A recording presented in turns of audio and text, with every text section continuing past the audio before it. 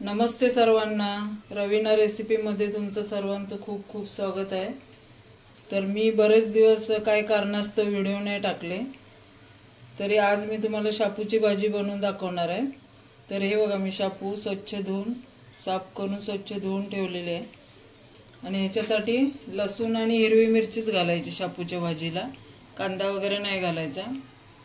तर हे आता मी कट करून घेतलेले आहे लसूण, तुम्ही ठेचून पण घेऊ शकता आणि हिरव्या मिरच्या तुमच्या तिखट जसं पाहिजे तसं तुम्ही हिरवी मिरची घेऊ शकता। आता ही शापूची भाजी आहे ना, बारीक कट करून घ्यायची। तर ही आता मी स्वच्छ धुतलेली आहे, आता बारीक कट करून घेते। हे बघा, मी बारीक कट करून घेतलेली आहे शापू। तर आता फोडणी कशी द्यायची, तर एक मी कढई ठेवली, त्याच्यात 2-3 चमचे तेल घातलेलं आहे।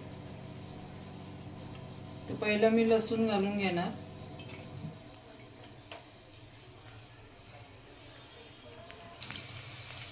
ते बघा, लसूण तेल गरम झालेलं होतं, ते लसूण चांगलं लाल करायचं।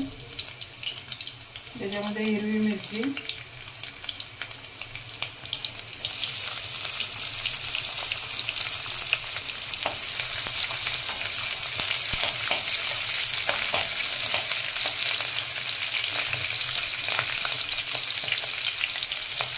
तुमच्या चवीनुसार तुम्ही हिरवी मिरची घालू शकता जास्त करून।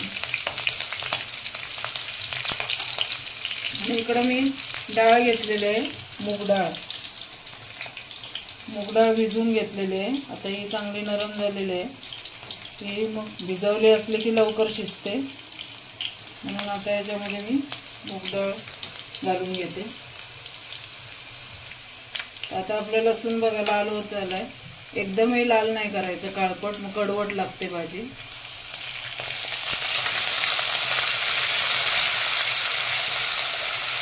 आणि मूग डाळीमध्ये आता हळद आणि मीठ घालून घ्यायचं,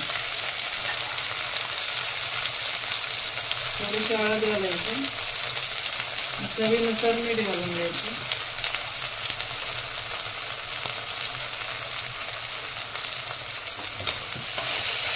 चांगली परतून घ्यायची तेलामध्ये।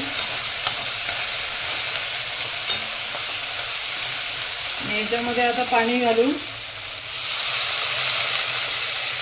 तर शापूची भाजी आपली आहे ना, तुम्ही अशी साधी नाही बनवायची, त्याला शिजवून घ्यायची चांगली। बाकी पालेभाज्यांना पाणी लागत नाही, पण शापूच्या भाजीला थोडं पाणी घालायचं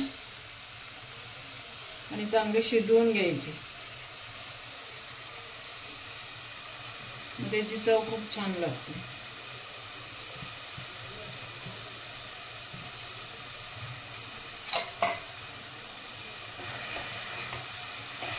ते बघा, डाळ पण शिजणार आणि शापू पण शिजणार त्याच्यामध्ये। मी अजून थोडं पाणी घालते,